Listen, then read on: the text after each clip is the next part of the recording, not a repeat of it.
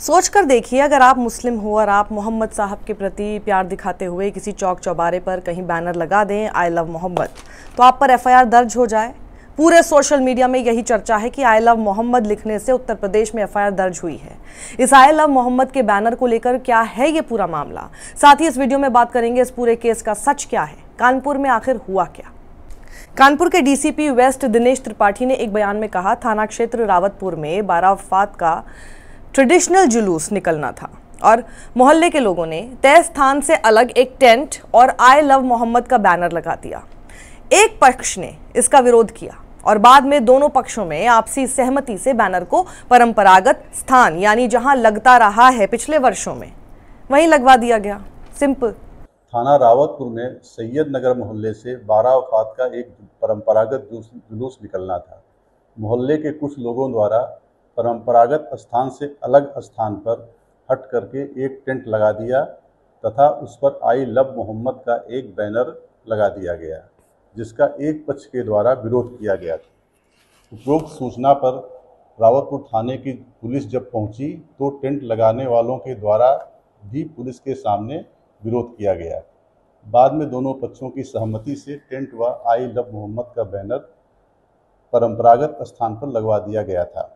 दिनेश त्रिपाठी ने दावा किया कि एफआईआर आई लव मोहम्मद के लिखने या बैनर को लेकर नहीं की गई है, बल्कि परंपरागत स्थान से हटकर टेंट लगाने और जुलूस के दौरान एक पक्ष की ओर से दूसरे पक्ष के पोस्टर फाड़ने को लेकर हुई है।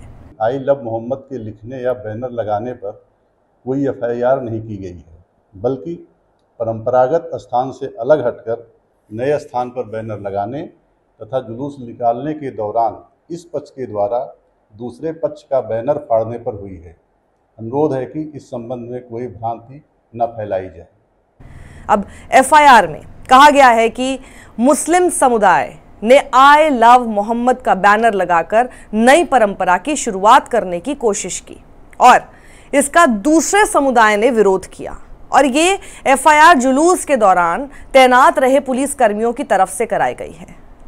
कानपुर के रावतपुर थाने में बीएनएस की धारा 196 और 299 के तहत की गई इस एफआईआर में दो समूहों के बीच दुश्मनी को बढ़ावा देने और नफरत फैलाने के आरोप लगाए गए हैं।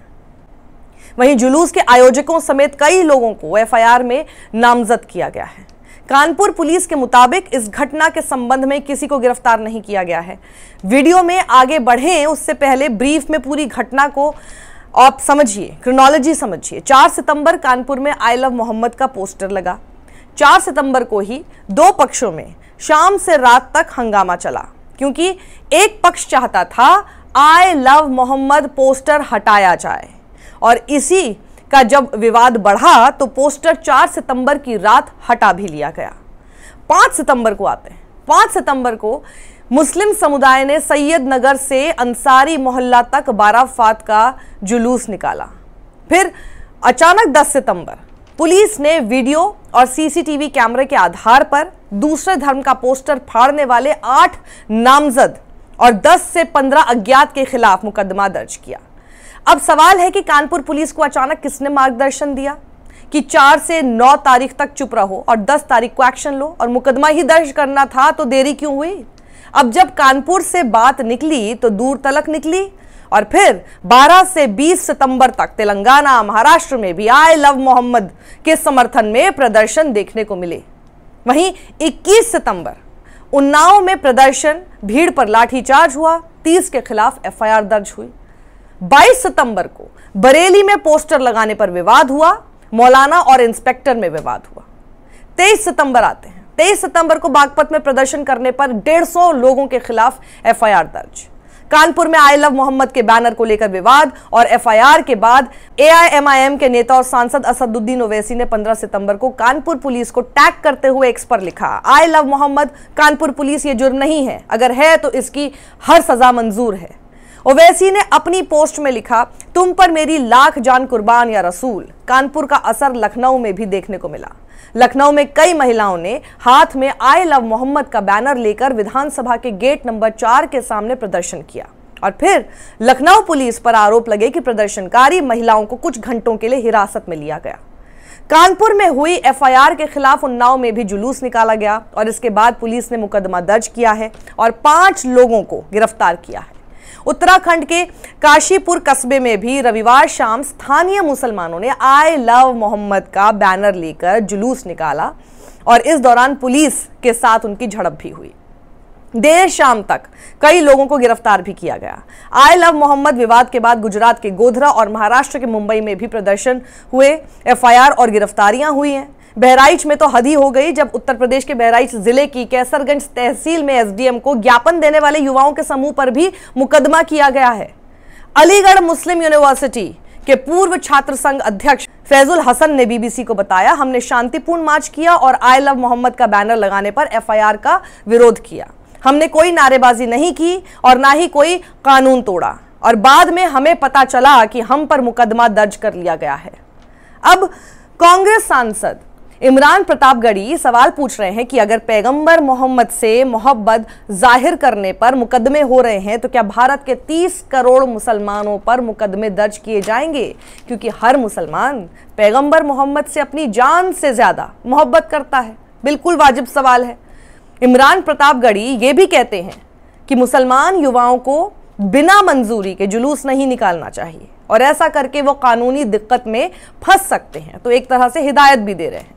इमरान प्रतापगढ़ी कहते हैं कि अगर आप प्रोटेस्ट करना या धरना देना चाहते हैं तो उसकी अनुमति ले, या हर राज्य जिले में शांतिपूर्ण तरीके से प्रदर्शन करने के लिए कुछ जगह होती हैं जहां बैठकर भी विरोध दर्ज कराया जा सकता है। सोशल मीडिया पर भी विरोध दर्ज करने के कई तरीके हैं। कई एफआईआर होने पर इमरान प्रतापगढ़ी कहते हैं कि प्रशासन मुसलमानों को निशाना बनाने के लिए आमादा है, इसलिए लोगों को संभलकर अपनी भावनाएं जाहिर करने की जरूरत है। सरकार और पुलिस पर भेदभाव के आरोपों को खारिज करते हुए उत्तर प्रदेश बीजेपी के प्रवक्ता राकेश त्रिपाठी कहते हैं, सरकार धर्म देखकर कार्रवाई नहीं करती है, जो कानून तोड़ेगा उस पर कार्रवाई होगी ही। कानपुर के घटनाक्रम के बाद सिर्फ यूपी ही नहीं कई और राज्यों में भी प्रदर्शन हुए हैं। उत्तराखंड, मध्य प्रदेश और गुजरात में भी आई लव मोहम्मद के मुद्दे पर लोगों ने आक्रोश जाहिर किया है। सोशल मीडिया पर मुसलमान आई लव मोहम्मद की तस्वीरें पोस्ट कर रहे हैं। बड़ी तादाद में लोगों ने इस पोस्टर को प्रोफाइल तस्वीर भी बनाया है। अब एक और खबर सुनिए। मध्य प्रदेश का इंदौर शहर, जो अपनी गंगा जमुनी तहजीब और बिजनेस प्रॉस्पेरिटी के लिए जाना जाता है, आज इस्लामोफोबिया के एक शर्मनाक चेहरे का गवाह बन गया है। शीतला माता बाजार, जो शहर का सबसे पुराना बाजार है, जहां 501 दुकानें हैं, लेकिन बीजेपी विधायक मालिनी गौड़ के बेटे एकलव्य सिंह, जो कि जिला उपाध्यक्ष भी हैं बीजेपी में, एकलव्य सिंह ने ही बाजार शुद्धिकरण के नाम पर घृणा भरा कथित मौखिक आदेश जारी किया। बाजार की सभी 501 दुकानों में मुस्लिम सेल्समैन को काम नहीं दिया जाएगा, इस तरह की घोषणा की। घटना की शुरुआत सितंबर के पहले सप्ताह में हुई, जब एकलव्य सिंह गौर, जो हिंदू रक्षक संगठन के प्रमुख भी हैं, एकलव्य सिंह गौर ने ही शीतला माता बाजार मर्चेंट्स एसोसिएशन के साथ एक बैठक की और इस बैठक में उन्होंने स्पष्ट निर्देश दिए कि बाजार की सभी 501 दुकानों में मुस्लिम सेल्समैन को काम नहीं दिया जाएगा, ये जो कि बेहद ही असंवैधानिक है। और साथ ही यदि कोई दुकान मुस्लिम किराएदारों के पास है तो उन्हें भी दुकानें खाली करने का अल्टीमेटम दिया। एकलव्य ने दावा किया कि ये कदम लव जिहाद के बढ़ते मामलों को रोकने के लिए जरूरी है। लेकिन आप एक चीज जरा नोटिस कीजिए, विधायक पुत्र जज भी है और एनक्रोचमेंट अफसर भी, जो खुद एक्शन और फैसला भी सुना रहे कि मुस्लिमों को काम पर मत रखो, लेकिन नफरती चिंटुओं के मुंह में जोरदार तमाचा पड़ा है। इस प्रोटेस्ट की सबसे अच्छी बात यह रही कि कई हिंदू व्यापारियों ने मुस्लिम साथियों का खुलकर समर्थन किया। बाजार में कई दुकानें हिंदू मुस्लिम पार्टनरशिप में चलती हैं और इनमें से कुछ को भी खाली करने का आदेश मिला है। 40 वर्षीय हिंदू दुकानदार बलवंत सिंह राठौर ने प्रोटेस्ट में हिस्सा लेते हुए कहा, हम 2 भाई हैं, एक पार्टनर, दुकान हिंदू मुस्लिम नाम से चलती है, किसी के पेट पर लात मारना बेहद गलत है, भाईचारा टूटने नहीं देंगे। और उन्होंने आगे कहा, इंदौर की तहजीब यही है, सबका साथ सबका विकास, मतलब नारे से भी पहले से फॉलो कर रहे हैं। वाकई असली हिंदुस्तान तो यही है ना, सभी धर्मों का सम्मान किया जाए, साथ मिलकर चले। लेकिन कुछ नफरती चिंटू इसे तोड़ना चाहते हैं, हमें धर्म की चाशनी चटाकर। लेकिन कुछ भी हो जाए, हम सबको प्यार से ही रहना है। और आज भी ऐसे लोग हैं जो ऐसे ही नफरती लोगों के मुंह पर करारा तमाचा मारते हैं और बताते हैं कि गैर संवैधानिक काम मत करो, हमारा देश इसी भाईचारे से चलता है, हमारा बिजनेस इसी भाईचारे से चलता है और इसे तोड़ने नहीं देंगे। सत्यमेव जयते।